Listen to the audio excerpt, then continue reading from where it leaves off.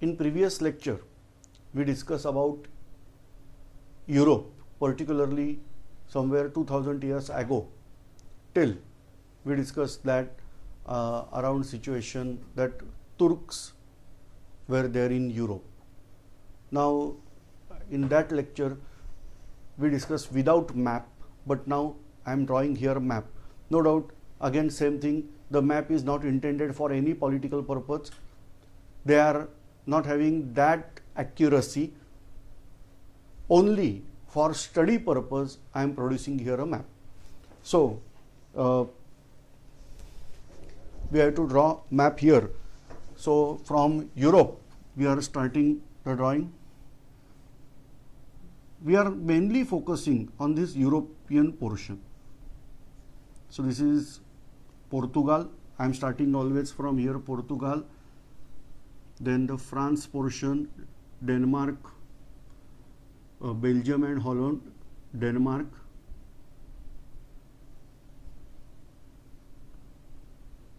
Norway, the sawtooth shape part, Italy, Greece, Black Sea,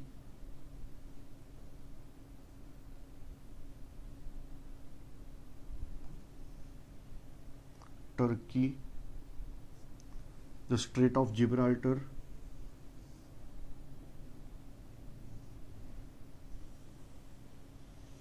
Africa, Sinai Peninsula, Arabian Peninsula, African portion, Gulf of Persia, Gujarat part of India, rest of India here.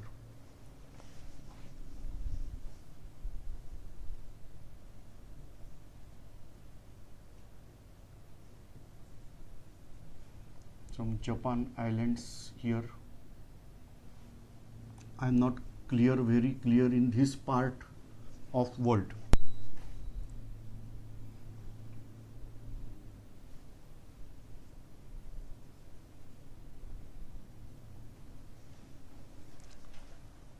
Obviously, I had to draw here England, then Ireland, somewhere here Iceland.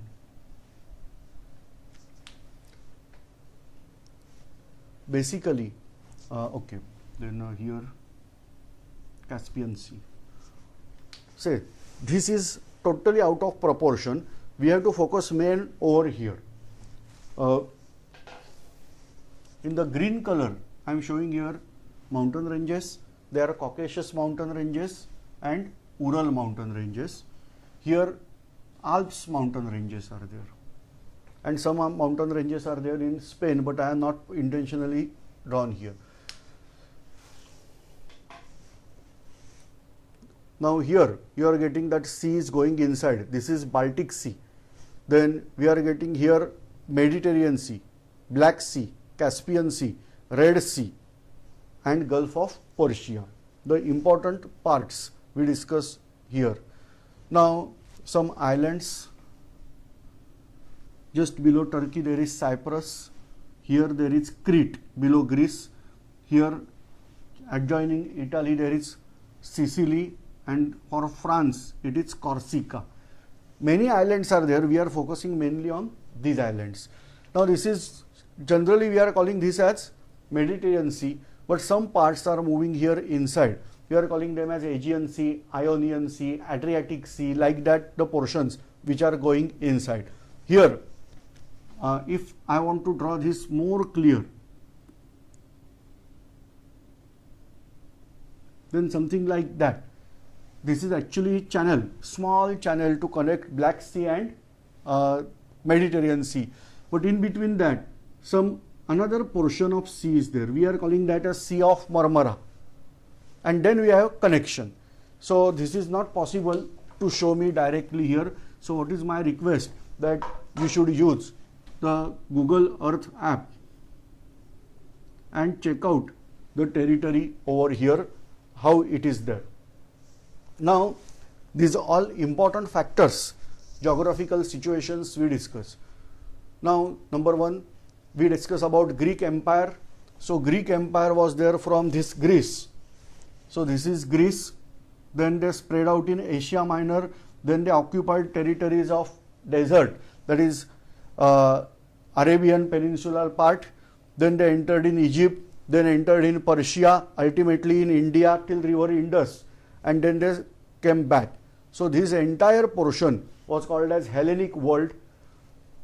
After decline of Greek Empire, the Roman people, the Italian people, they spread out here and they form empire all around Mediterranean Sea. So, their empire was focused all around Mediterranean Sea. That was Roman Empire. Here is the place Israel, where Jerusalem is there, and near Jerusalem a place that is called as Bethlehem, which is birthplace of the great person Jesus Christ. Now, that was also under rule of Roman Empire. Direct rule. Native king was there named as Herod, but his kingdom was part of Roman Empire. Now, this Roman Empire was destroyed by a continuous attack of tribal people, mostly Vandals. Vandals invaded this territory. Why? Because they were displaced by Huns. Huns were from Mongolia. They first tried to attack on India. Initially they were carrying out attack on China, but Chinese people constructed Great Wall of China. Therefore they were stopped. Then they entered in India. They tried to enter, but Gupta Emperor and Prince Skandagupta, he defeated him from border. Then they returned back and entered in Europe, where in case of Europe, the European Empire was divided into two parts till that date. That is because of Roman Emperor Constantine. He said that eastern part of empire should be considered as separately and western part. So he made two prominent cities. Rome was ruling part of Western Roman Empire, capital, whereas here is the city that is called as Constantinople. Today Istanbul, but in old days it was called as Constantinople. So Constantinople was part of, capital of Eastern Roman Empire. Initially it was assumed as second capital, later on become capital of Eastern Roman Empire, or rather Eastern Roman Empire was called as Byzantine Empire. So that. Now followed by Vandal, Huns entered in this territory. Here is a nation Hungary. First three letters Hun. Huns made their base camp over here, and then they attacked on Eastern Roman Empire, but Byzantine Empire managed to sign a treaty. They paid tribute, and this way the Huns were not able to disturb, or they did not destroy eastern part of empire, but they destroyed western part of empire. Attila the Hun reached till Rome. What was the result or outcome of Hun attack on Roman Empire? Roman Empire was destroyed economically more. Followed by another tribe entered in Roman Empire, that is named as Visigoths. And Visigoths went in ultimately Spain. And then they separated out this territory from Roman Empire, and they started ruling over Spain as separate kingdom. We are calling that is Visigoth kingdom of Spain. Then from eastern part of western part of Germany and eastern part of France, some of the people here, they were called as Frank. They captured out vast part of this empire, but their leader Charlemagne, he declared that Christianity will be base of their empire, and so from that they continued the Christianity as their base. So Pope also said the empire as Holy Roman Empire. So in European history, the second important empire here, the second part rather of Roman Empire, we are calling Holy Roman Empire, but that is not Roman, that is actually culture were following, they were following culture as Roman culture, but the empire was under kingship of or leadership of Charlemagne the Frank people. Later on, there was development of feudalism. Now here, initially we discussed that trade from India was going by this way, that they were entering in this sea till here. Then from here only landline that was till Alexandria, the port here. And from Alexandria they were going to Italy, either Venice or Geneva. They were emerged as trade centers. This way they were carrying out trade. Later on, the fall of Greek Empire, then also Roman Empire continued to trade like this, and the Roman trade was flourished with India. But after decline of Roman Empire, the trade also declined. In India also it is said that latter Gupta emperors were also minted out gold coin, but amount of gold was decreased out in their gold coin. This is probably because of destruction or downfall of Roman Empire in Europe. Now, the trade went in hands of Arab people, and Arab managed to trade from India to Makkah, the holy place, and from that through landline they were traveling here, because now they feel Byzantine Empire as more secured empire, and then till Constantinople, and from Constantinople the traders were used to spread out that goods, the European traders in Europe. This way Venice and Genoa lost the importance, Constantinople gained importance, and that's why the trade of Europe was dependent mostly on Constantinople. Then there was development of Islam in this territory, and there was almost destruction of Byzantine Empire, but still trade continued because this is now part of Arab Empire, and trade continued through Constantinople. Now this was Dark Ages in Europe. As we discussed earlier, that period is called as Dark Ages, and then onwards a tribe from this portion of Mongolia to Asia, certain tribals, they accepted Islam, they were called as Turks, and they entered in this territory.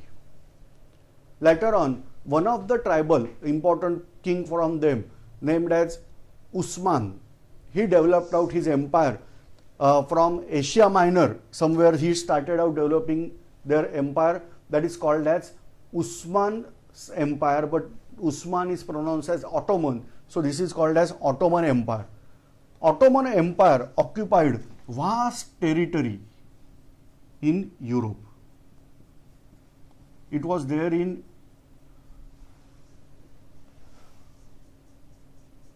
this way. I don't know exact boundaries, but this way their empire was spread out.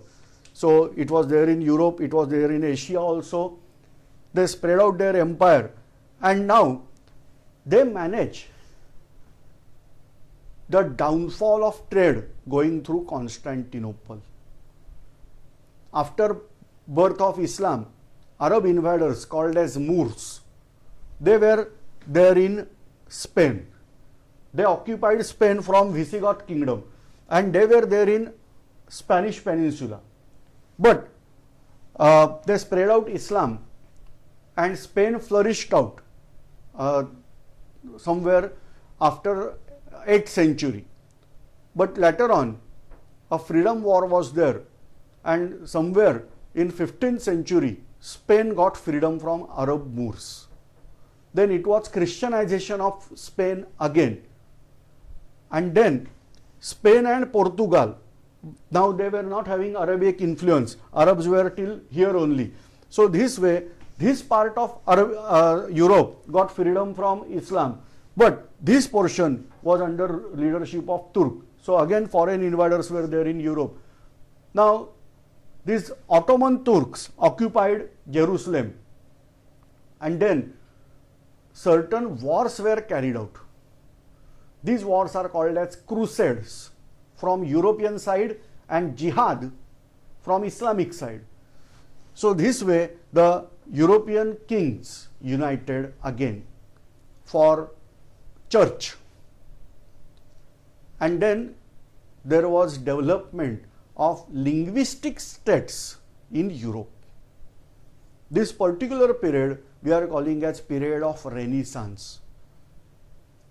See, important incidents: Turk occupied Constantinople, then Turks spread out in interior parts of Europe. Now, many scholars from Constantinople, they were not happy with Turk rule. They fled out in the interior parts of Europe. Their thinking was something different, and because of the open thinking, the Europe got changed. Same way, Arabic rule on Spain was overthrown by Spanish people. Christianization of Spain, re-Christianization rather we should say, carried out. Third thing that is really important, that they were now interested that we have to find out new trade routes for India. Like that, various incidents happen, and now this was the period of crusade particularly. Because of that, the kings united together and there was reunion of European people, and now linguistic states were formed. Say, for example, now here I should say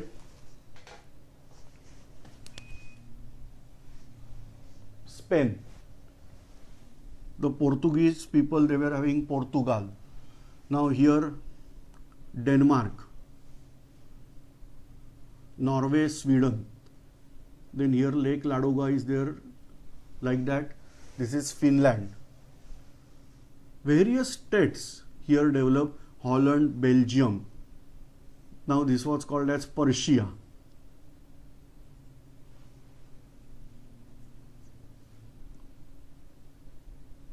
Then Italy, Austria-Hungary Empire. Vast empire was here, Austria-Hungary. Then Prussia, Poland. This was Prussia only. Estonia, Lithuania, Latvia, Russia. Now these all territory in red color, that is called as Balkan nation. So like that, various states developed here. Obviously England. Now England, I should say this way.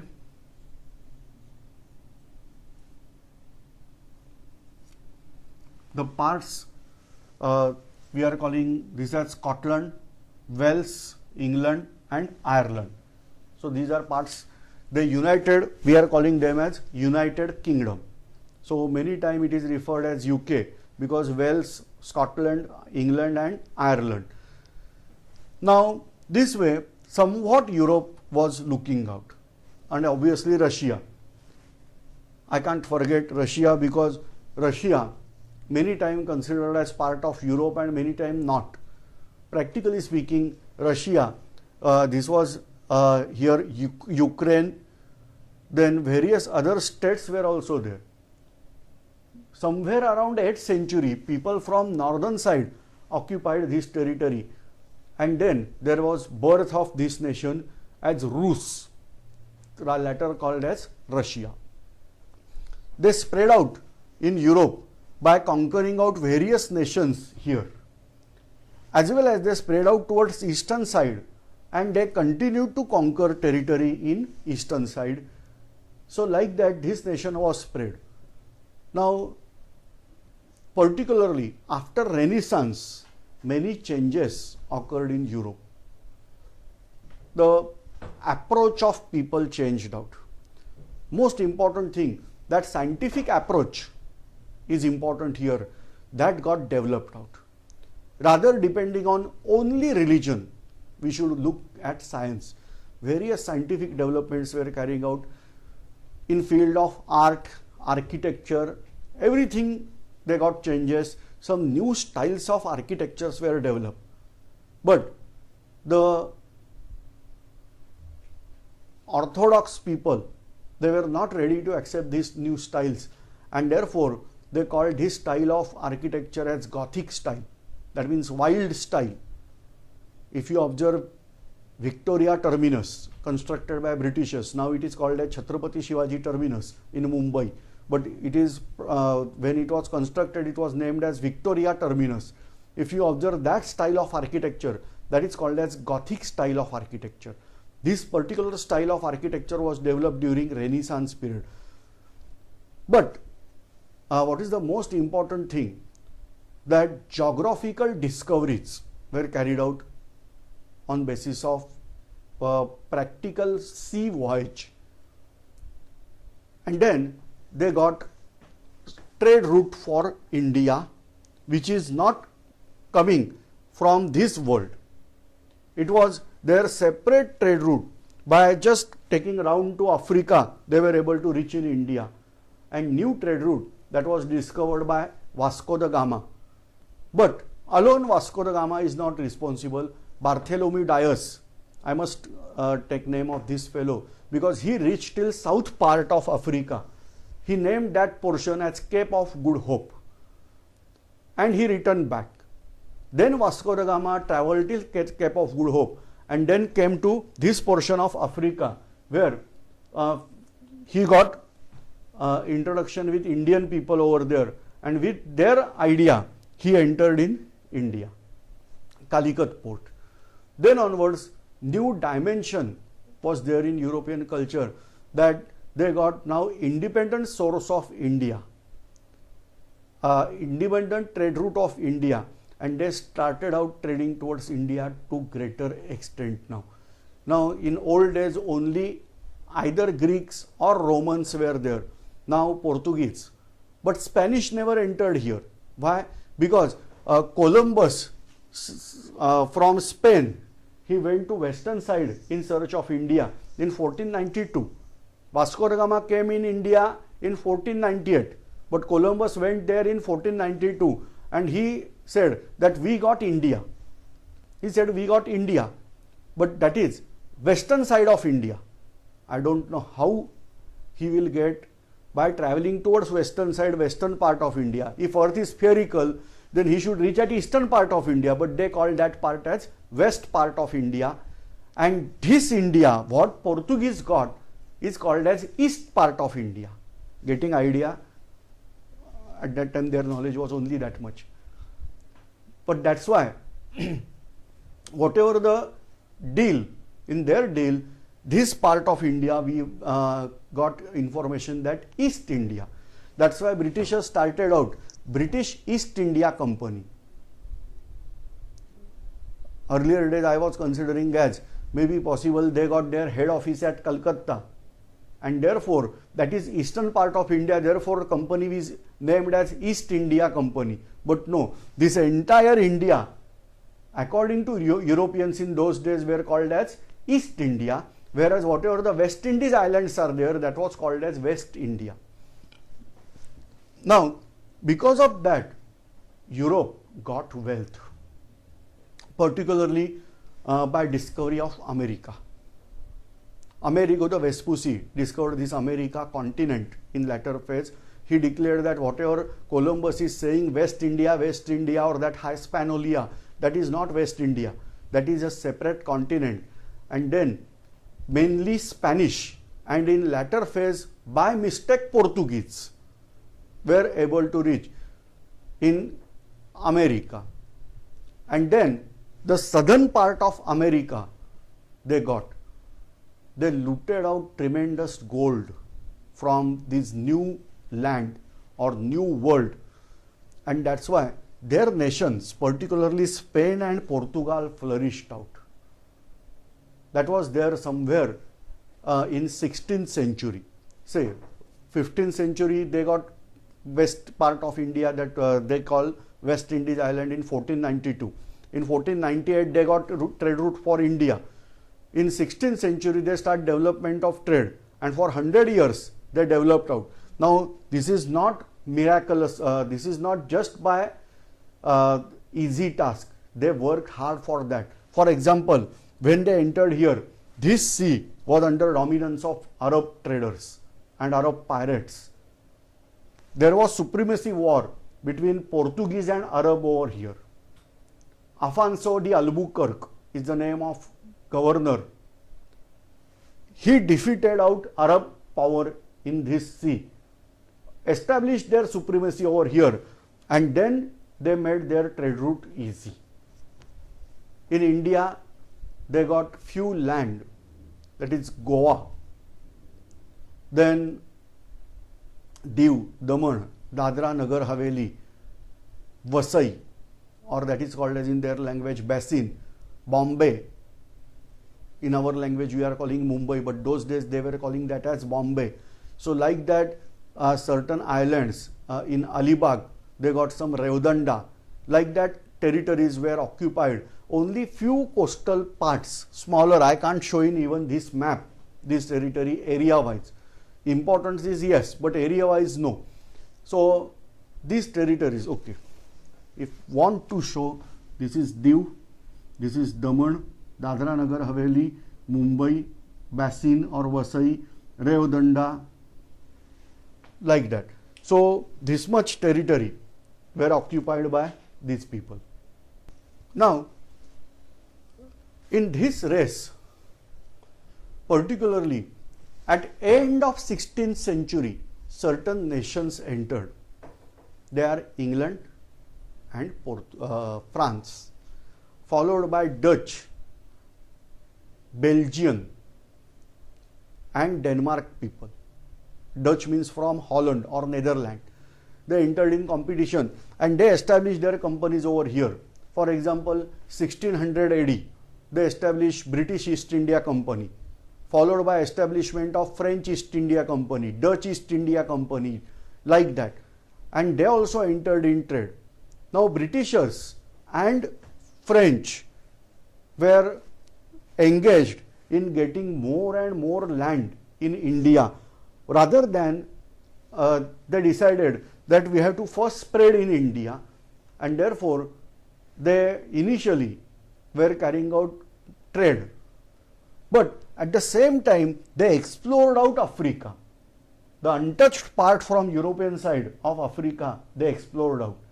Africa is having very, very nice natural resources. For example, South Africa, tremendous gold resources, diamond mines and whatnot. And so French and Britishers now occupied this all Africa. They were continuously capturing people from Africa, and they were sold in Europe, particularly America, as a slave. In those days, slavery was prominent, and this way they captured these people and spread in Europe, but more over to America as a slave. And then this slavery was developed in America this way. Now, in case of India, they were not that fortunate initially, but they tried to enter in the inside of India. Say in 1600, they were in India, particularly British. They got their first independent land in India, that was there in Mumbai. That is in theoretically 1660, but practically 1663.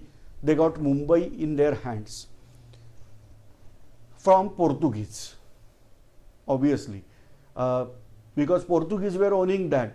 So land of India occupied by Portuguese and later on given to Britishers. They got Calcutta, they got Madras, or now it is called as Chennai, like that. They continued in eastern part also, whereas Dutch people were occupied this part that was called as Hindu Chin. They called that as Indochina, and now it is named as Indonesia. So that portion was there. Now Britishers entered in China, but Chinese traders, Chinese emperor, they are called as Manchu Empire. So Manchu emperors were not ready to allow these people in China, and therefore certain agreements were signed out. We will discuss in later phase. But after end of 17th century, Britishers got tremendous power in this particular territory. French become dominant. Now in the race, Americans were also entered, because now America, particularly United States of America, were now having freedom from British, and this way they spread out in this particularly Asian part, China, south parts of Asia, India, they spread out, and ultimately at the end of War of Supremacy, somewhere in 19th century, Britishers got tremendous power in India. In 1818, Maratha Empire was lost, and then almost 2/3 of India were there in hands of Britishers. Then onwards they defeated Punjab, Sindh, Nepal, even Myanmar, that is called as Brahmadesh in old days.